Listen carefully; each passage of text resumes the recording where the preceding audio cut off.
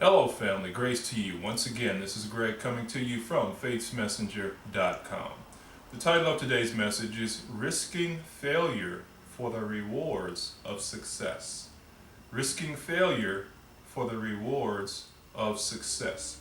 And I want to start out by asking you a question, and that question is, are you willing to put what you believe on the line at the risk of appearing like a failure because of what you believe? I know that's pretty long, so I want to state it one more time. Are you willing to put what you believe on the line at the risk of being a failure because of what you believe?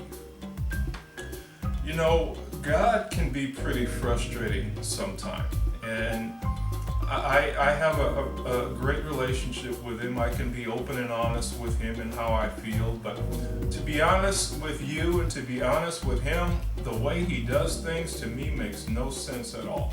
And he knows that. I'm not telling you something that he doesn't already know. There was a time in my life where I made a decision to put my life on hold for 3 years, to pray and to fast and to seek him regarding a decision I was to make. And I told him, okay, I'm not going to I failed repeatedly when I tried to make decisions and make moves on my own. I'm not going to do anything. I'm going to sit still until I hear clearly from you, until you show me what direction you want me to go in. If you just show me, I will do it, whatever it is. So I'm going to sit here. I'm not going to do anything until I hear from you. And that process took 3 years until I finally thought I heard from him. So I set out by faith, doing what I thought I was being guided to do. And two more years into this odyssey, this whole decision that I made totally fell flat, totally failed, ridiculously failed. And I sat there back then with this huge question mark on top of my head, thinking, okay, I told you that I'm willing to do whatever it is you want me to do. I told you that I would sit here and do nothing until I heard from you. I was under the impression that I heard from you, and I took the directives, that doors opened miraculously. I could have sworn this was you, but as it turns out, it totally failed.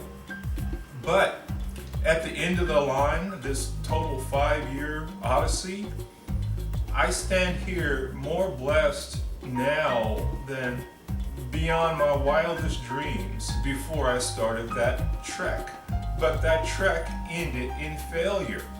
So the bottom line is, I don't understand. But is it necessary for me to understand? It would be so, if I were running the show, it would be so much easier for me to wait, to listen, to hear, to obey, and to succeed. That's logic. That's what makes sense to me, to us mere humans. But we serve a God who is all-encompassing, and there's so many pieces to the puzzle. See, we can only see our piece of the puzzle. There are lives that we cross, there are situations and circumstances that we deal with, and there are players involved that we have no knowledge of, and we are forced, in a sense, to give it over to God, and what we sometimes perceive as failure in the grand scheme of things is actually success.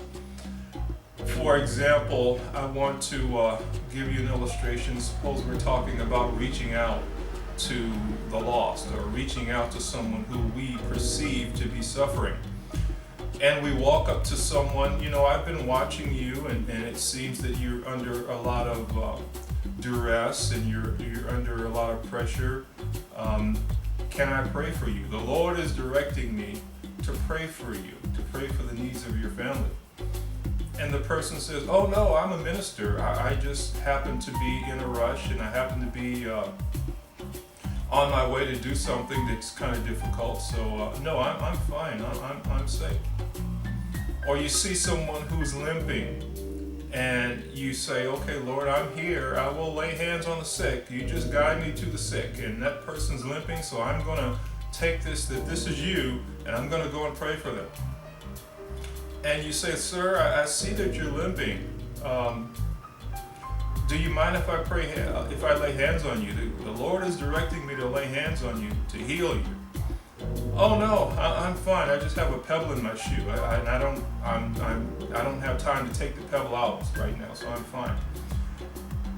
Again, my question to you is, are you willing to put what you believe on the line at the risk of looking or appearing foolish or like a failure because of what you believe? So in that same scenario, in laying hands on the sick, which many of us believe is the right thing to do, which many of us believe is biblical and true, are you willing to walk up to 5 people and fail and have it wrong? Are you willing to walk up to 10 people and offer to lay hands on them and be wrong? Are you willing to reach out to 50 people and have 49 of those people say, no, I'm fine, you missed it? And have that one person say, you know, I was going to go home and take my life today if you had not walked up to me and reached out to me. So are you willing? Is that one person worth it to you to look like a fool in the eyes of the 49 others to reach that one person? Something to think about. So I want to leave you with that today. And if you're struggling with the decisions that you think you're being led to make only out of fear of failure, I want to read to you a quote it's my favorite quote by Michael Jordan, who has been declared the greatest basketball player of all time. And the quote goes like this. He says, I've missed more than 9,000 shots in my career. I've lost almost 300 games. 26 times I've been trusted to take the game-winning shot and I've missed. I've failed over and over and over again in my life. That is why I succeed.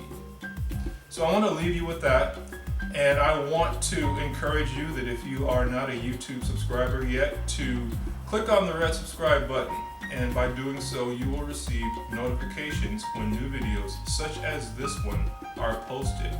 I'd also like to invite you, if you are a fellow Christian YouTuber, to join us in our community at micro-ministries.com.